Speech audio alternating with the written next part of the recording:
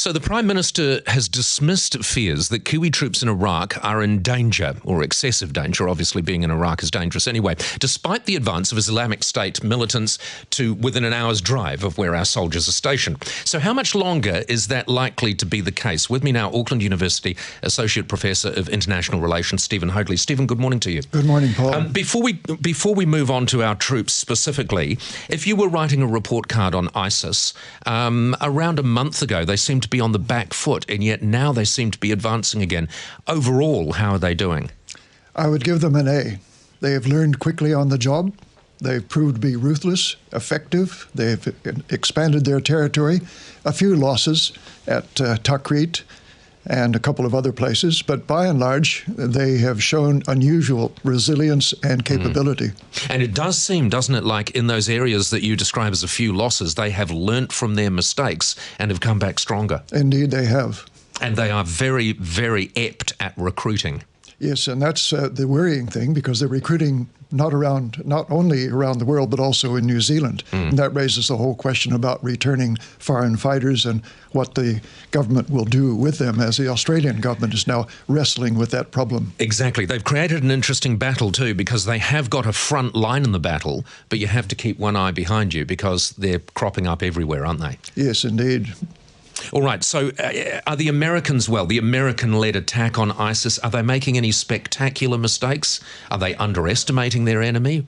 No, I think the U.S. is doing what it can. Remember, it's not only the U.S., but other European and Middle Eastern fighters are bombing the ISIS troops. John McCain, the senator who was a presidential candidate, suggests that the U.S. Special Forces should in fact go up to the front line. They should identify targets, and therefore the airstrikes would be far more effective. I think this is the next stage in the battle. Yep, to really meet them on the front line itself, yes, rather than pussyfoot around. Yes. This might seem like an obvious question, but do we know exactly what their end game is? What does ISIS want? A caliphate as large as possible. The world?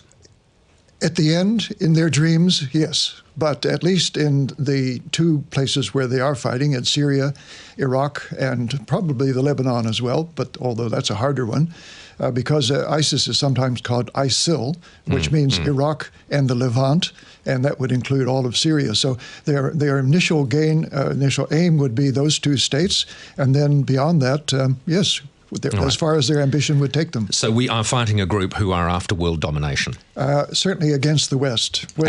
Yes, and of course we know they are extremely ruthless. So our contribution to that is small, just over 100 troops, yes, who are stationed now 91 kilometres away from the front line, essentially, with ISIS, or the part of the front line that ISIS absolutely control. Now, we're there for political reasons, but if we leave that aside for a moment, do you imagine that we are going to see our government pulling our troops out in the near future? No. Now, there are several reasons, because ISIS lines are now extended. They will weaken the further they go from their base areas.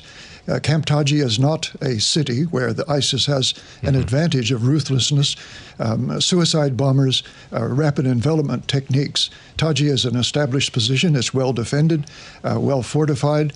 It's a strategic important point. Therefore, the U.S. and Iraqi forces will concentrate will make an effort to its hold defense. Exactly. Can ISIS hold on to Ramadi? Because there is a school of thought that believes that they were almost handed Ramadi on a plate. A counterattack could take Ramadi back. Again, we have only sketchy information. Some of it from journalists, some of it from spokespeople who are, of course, interested in one particular view. So we simply don't know. But the criticism of the Iraqi forces, I think, may be a little bit overblown. There are some forces that have performed well. Others haven't. Well, let's talk about that, because this, of course, raised its head in the House yesterday with New Zealand First MP Ron Mark, saying you cannot train cowards. Do we know that they are cowards? No, we don't. We have it's a very mixed picture. People on the ground have a better view. We have a very imperfect view of how different units of the Army have performed. I think we have to suspend judgment and leave it to the military experts to take a more informed view, and that will determine what the Prime Minister decides to do. Even among people who are in favour of us taking part, a lot of those people are in favour for political reasons, because we need to be seen to be part of a solution, even if the solution is, has mixed value. Do you believe that there is a tangible benefit in our being there? Do you believe that we genuinely can make a difference training Iraqi troops? If you scale it down to New Zealand size, yes. New Zealand made a difference in Bamyan province in Afghanistan. And you can't really scale it down, though, can you? This is much bigger than those events.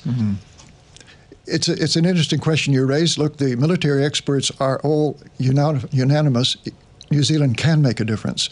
Now, it may be small, may be difficult for us to measure at this great distance, but they're all convinced, and the Prime Minister and the government are convinced as well. New Zealand can make a difference.